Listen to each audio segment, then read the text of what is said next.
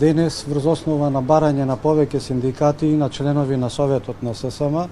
решивме да информираме јавноста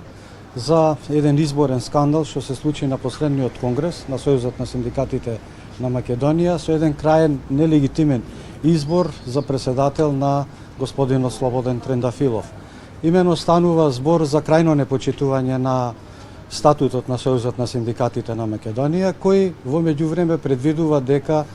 по смртта на господинот Димовски, Бог да го прости, а има доста работи за простување и од негова страна, веде председател на Сојуз на синдикати на Македонија може да стане исклучиво само председател на грански синдикат. Слободан Трендафилов од моја страна беше примен како правник во рамките на Сојузот на синдикатите на Македонија и беше член на синдикатот на УПОС. По принцип, не знам како воведен на монархија, по заминувањето негово од синдикатот на градежништво, станува секретар во синдикатот на градежништво. Чудото да е уште повеќе, на седницата на председателство на Сојуз на синдикати на Македонија, која е свикана спротивно на статутот на Сојузот на синдикатите на Македонија, бидејќи може да се свика исклучиво од председател, доколку не може председателот со овластување на некој од председателството или со 2/3 од членството, но без разлика на тоа, секретарот на Сојузот на синдикатите на Македонија, инаку пензионер Златко Цветковски, се свикува по Вибер оваа седница на 8.6. во ист ден, се свикува и седницата на Совет, каде ни малку ни повеќе за веде председател на Сојуз на синдикати на Македонија се именува господинот Слободен Трендафилов, кој во никој случај не може да биде. Делови од членови од председателството бараат веднаш да ја напушти канцеларијата, а изненадувањето и измамата да биде уште повеќе се представува дека е председател на Гранскиот синдикат на трговија. Според статутот на синдикатот на трговија, председателот може да биде биран исклучиво само на изборно собрание, додека Слободан Трендафилов покажува дека еден ден пред одржувањето на седницата на председателство бил наводно именуван за председател на синдикатот на трговија. Значи во еден ден очигледно човекот станал и трговец, односно станал и трговски работник. Тоа е спротивно на статутот, бидејќи исклучиво избор за председател на трговија може да врши само собранието, а никако председателството. Се надевам дека врз основа на барањата кои ги има поднесено синдикатите и членови на Совет, јасно ќе се покажи и затоа апелираме до Министерството за труд и социјална политика веднаш да интервенира и ваквите избори на господинот Трендафилов да се прогласат за ништовни, од причини што истиот, како наводен веде председател, ниту можел да го свикува Конгресот на Сојузот на синдикатите на Македонија,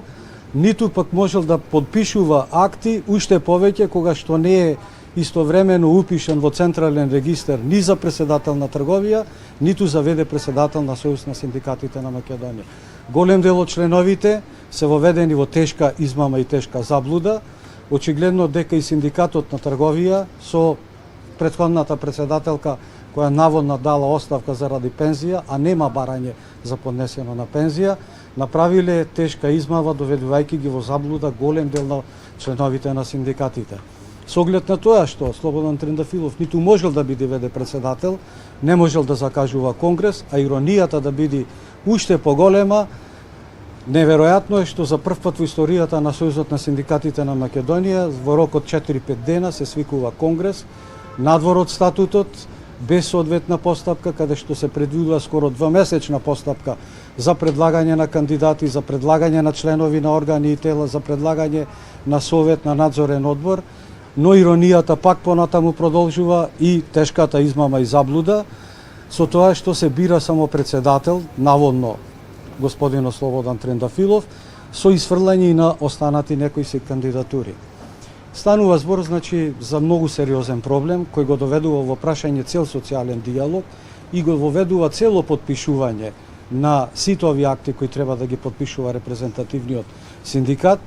а со оглед на тоа што очигледно се прекршени сите статутарни обврски, сите акти кои се донесени од господинот така наречен председател на ССМ се нелегитимни и не можат да се сметаат да бидат соодветни и да предизвикуваат правни действија. Тоа значи дека од врз основа на барањата на синдикатите, неколку синдикати, врз основа на барање на членови на синдикати, уште еднаш апелираме до Министерството за труд и социјална политика веднаш да интервенира и да ги прогласи сите овие, јас би рекол на некој начин измамнички действија, да ги прогласи за ништовне, а се разбира дека ги повикуваме и сите останати соодветни институции во нашата држава да превземат чекори заради тешката злоупотреба која е направена и прекршувањето на низа законски одредби поврзани со измама, доведување во заблуда и така натаму. Вториот дел сакам да го информирам јавноста дека Европската унија и неколку представници од пратеници на Европскиот парламент ангажира неколку консултантски куќи и адвокатски канцеларии кои се обратија со писмо до премиерот на владата на Република Северна Македонија, господинот Димитар Ковачевски, со кои што бараат итно враќање мое за легитимен председател на Сојуз на синдикати на Македонија, укажувајќи на неколку значајни активности, пред се повикувајќи се на владењето на правото, повикувајќи се на она што значи демократски принципи и повикувајќи се дека во тек е скрининг програмата во делот на оценка на нашата држава дали воопшто може да стане членка на Европска унија, не само од оние политички наметнати прашања, туку и во делот на реформите. Инаку станува збор за ништовно решение на министерката Ременски со која бев променет, согласно законот за измени на влада. Истата е подпишана само од нејзина страна, а согласно законот предвидува дека таквите решенија се подпишуваат и се одобруваат и од заменскиот министер, што значи покрај техничката министерка и заменскиот министер, а секој онај акт кој не е одобрен или подпишан и од заменскиот министер е ништовен. Тоа е од првата основа. Втората основа, повредена е темелната конвенција на кој се повикуваат исто пратениците од Европска унија на Меѓународната организација на трудот заради слобода на здружување и избор. Понатаму вие знаете дека уште од 2016 господинот покоен Димовски водеше неколку процеси кои ги изгуби и кои беа отфрлени од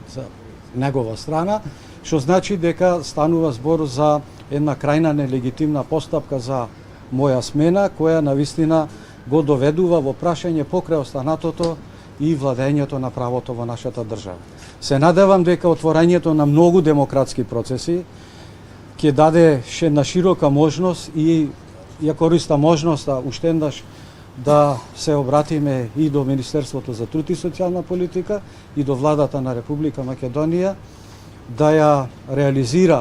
да го реализира ваквото барање на представниците од Европската унија со враќање на процесите еднаш во Сојузот на синдикатите на Македонија во една законска, во една легитимна основа со понистување на овие ништовни решенија кои беа предизвикани. Да не зборувам што и пресудите кои беа донесени во моја корист не беа спроведени, две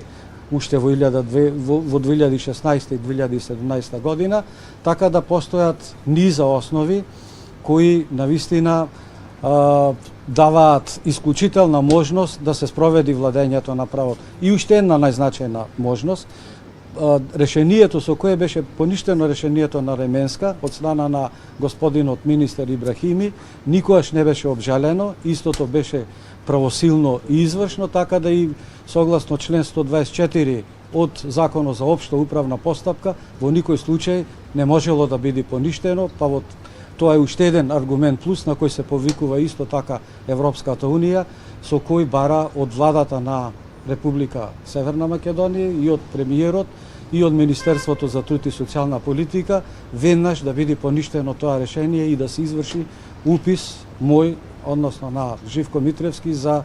легитимен председател на Сојузот на синдикатите на Македонија. Исто така би сакал да апелирам за најновите случувања што се реализира во делот на преговорите кои постојат за општиот колективен договор и за јавен сектор. Навистина барањата ги доведува во заблуда сите, и синдикатите, и владата, и министерството, од причини што навистина се напушта основниот принцип, а тоа е барање на важност на колективните договори. Мене ми е жал што еве година и пол или скоро 5 години не е потпишан општиот колективен договор за јавен сектор, иако јасни се одредбите на општиот колективен договор. Значи, станува збор за утврдување на плата, составена од основна плата, надоместоци и додатоци. Основната плата се утврдува како најниска плата множен со коефициентот утврден по грански дејности, со тоа што социјалните партнери до јуни утврдуваат плата,